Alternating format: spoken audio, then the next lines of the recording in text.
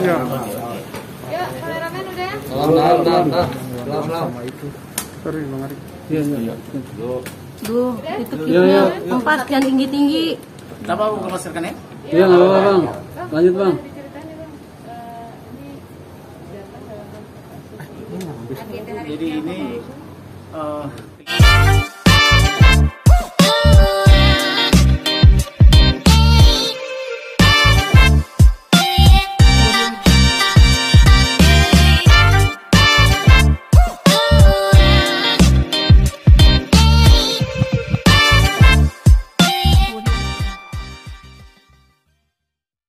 klien saya Indra Monaparte. Indra Monaparte ini dulu ketua Pokja wartawan Polda Metro. Mereka tahun 2000 mendirikan Ormas OI, gitu ya. Kemudian dia salah satu sebagai pendiri di antara 4 pendiri. Pendiri 3 orang lagi itu adalah Iwan Fals, MBS sama ada lagi Sepudin, gitu ya. Kemudian dalam perjalanannya mereka ini hanya pendiri. Kemudian dibentuk pengurus lain yang bukan di antara 4 ini. Tahu-tahu di 2017 siapa namanya? Klien saya ini Indra Monaparte ini menjadi salah satu ketua pengawas tanpa dia ketahui. Dan itu masuk menjadi dokumen negara yang saat ini kita laporkan diduga palsu. Yaitu dokumen negara itu berupa SK Menteri Hukum dan HAM, yaitu menjadikan Ormas OI menjadi perbadan hukum atau menjadi subjek hukum. Tadinya itu dia hanya sebatas ormas yang terdaftar di Kesbangpol Mendagri. Tetapi baru diketahui oleh klien saya pada tahun 2021.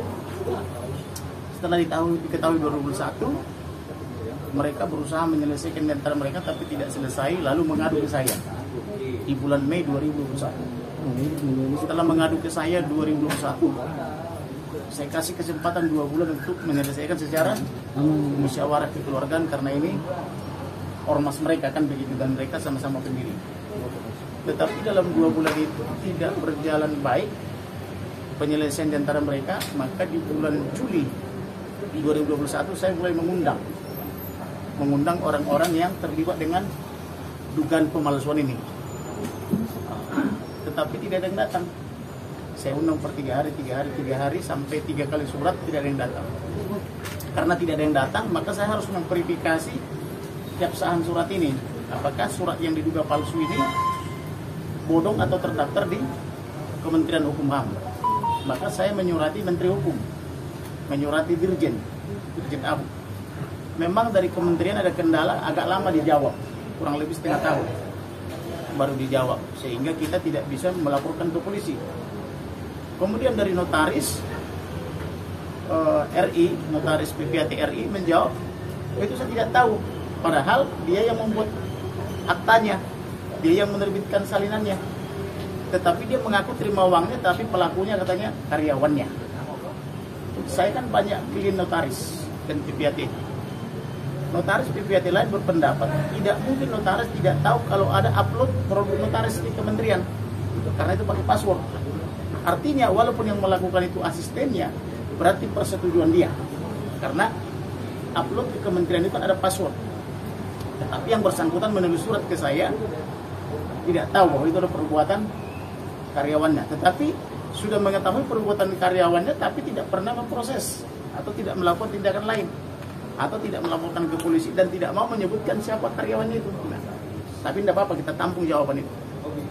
Kemudian kita surati juga Ketua Ormas OI RL, dia bilang tidak tahu soal pemalsuan.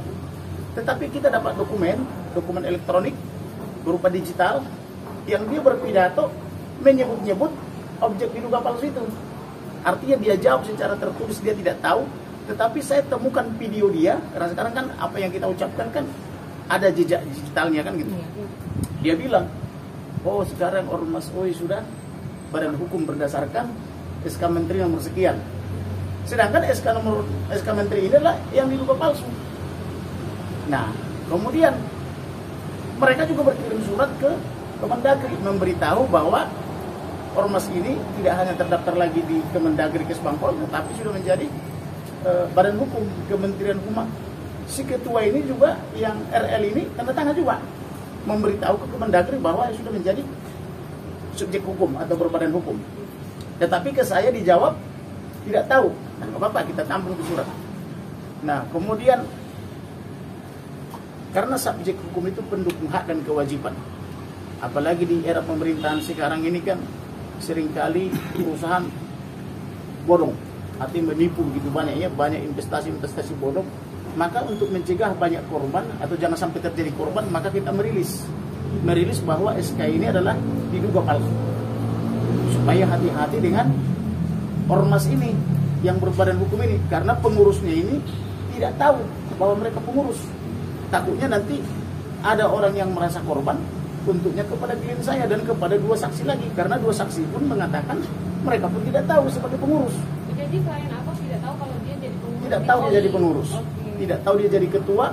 Demikian juga yang lainnya tidak tahu juga. Ini yang diduga membuat surat palsu itu siapa? Diduga RL dengan timnya bersama dengan notaris RI. Sejak tahun berapa, Bang?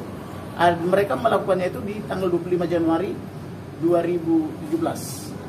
Tapi diketahui baru 2021. Tahu kita kan yang pengurus OI ini istri Imam Tos ya, Bang? Betul. Jadi ada dugaan ke arah sana. Betul. Jadi mereka sudah kita kasih kesempatan untuk menyelesaikan kekeluargaan, tetapi mereka tidak mau menyelesaikannya dengan baik. Tapi yang saya lihat ada semacam arogansi senior dengan junior. Jadi kemarin itu kan ada upaya minggu lalu ya untuk semacam RJ, restoratif justice gitu ya. Yang saya amati ini arogansi yang menonjol. Seharusnya kan oke, sorry lah, kami sudah memalsu. Solusinya apa? Harusnya kan begitu. Misalnya gitu ya. Tetapi ini di dalam RJ ini saya perhatikan, wah masa gitu aja dipersoalkan. RJ seolah-olah ini dugaan pemalsuan itu disepelekan kan gitu. Padahal ini dokumen negara, yaitu dokumen Kementerian Hukum dan HAM dan dokumen notaris. Kan begitu. Jadi ini jaraknya kegiatannya apa aja sih, Bang? dulu awalnya itu ormas semacam pengagum salah satu penyanyi artis legendaris. Tetapi belakangan saya dengar ada bisnis lain, berbagai bisnis lah. Di organisasi OI. Ya ada berbagai bisnis. Itulah yang kita minta supaya verifikasi ormas ini setelah menjadi subjek hukum, berapa kewajibannya atau hutangnya kalau ada, berapa asetnya kalau ada. Setelah clear termasuk pajaknya beres enggak. Setelah itu clearance baru selesaikan. Itu yang kita minta, sangat sederhana. Bisnis apa, Bang, di OI? Menurut klien saya banyak bisnisnya, tapi sementara belum kita ungkap karena ini masih ranah penyidikan. Kalau totalnya apa, Bang? Banyak lah, banyak. Bang, dari tahun 2000. Tetapi yang kita laporkan itu pasal 263 ayat 1 dan 2. Ayat 1 itu membuat surat palsu, ayat 2-nya itu menggunakan surat palsu. Jadi ketika kita bertemu minggu lalu, mereka menyangkali bahwa itu tidak benar. Langsung saya putar videonya. Ini perempuan ini siapa berbaju oranye. Kebetulan orang yang diduga perempuan itu ada di depan saya. Langsung dia panik. Jangan diputar itu, jangan dibahas kan gitu. Tetapi kalian bilang tidak benar. Kalau tidak benar, coba dengarkan videonya. Ini surat kepada Kemendagri. Siapa ini ketua ini yang tanda tangan ini? Dia pun tidak mau lihat. Dia mau fokus berbicara kepada klien saya kan. Jadi klien saya itu di depan saya diomel-omeli. Itu aja masa dipersoalkan. Artinya seolah-olah menyepelekan dugaan pemalsuan yang seperti itu.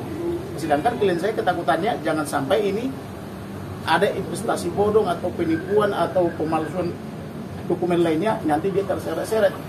Karena dia sudah mengetahui, tentu karena dia mengetahui ada dugaan tindak pidana, dia harus melaporkan. Maka kita laporkan pasal 263, Junto 264, Junto 266, yaitu memasukkan keterangan palsu ke dalam akte notif. Kemudian Junto pasal 93, administrasi kependudukan.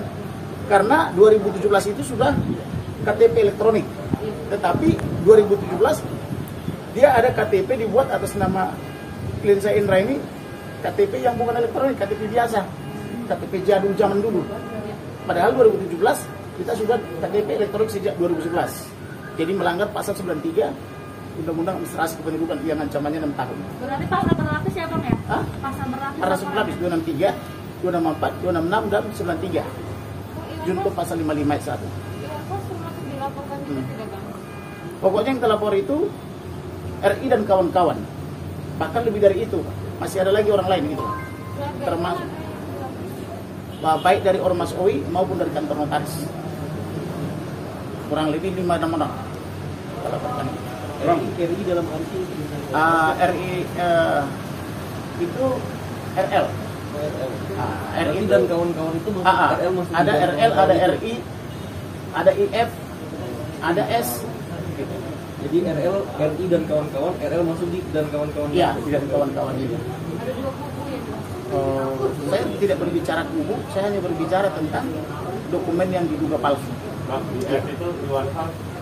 Ada lah itu. Artinya IF ini penyanyi legendaris gitu. Dan dia di depan kita mengakui, oh itu saya yang menyuruh. Walaupun pelakunya diduga perempuan. Berarti ada keterlibatan IF ini sendiri dalam... Ada. Dugaan ada. Nah itulah ranah penyidikan sekarang. Memang ini kita lapor tanggal 23 Januari 2021.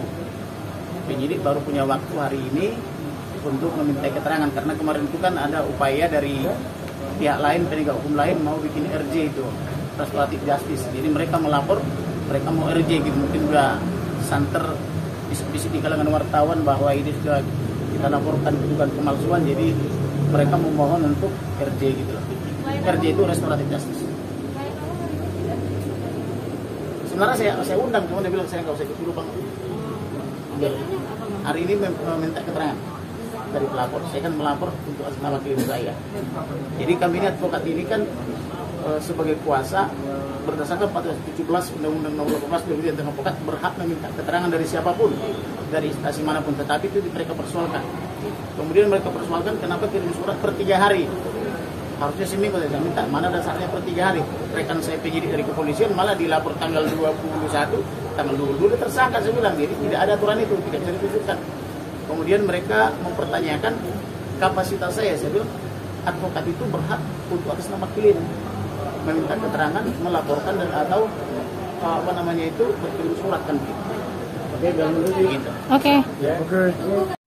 Audio Jungle.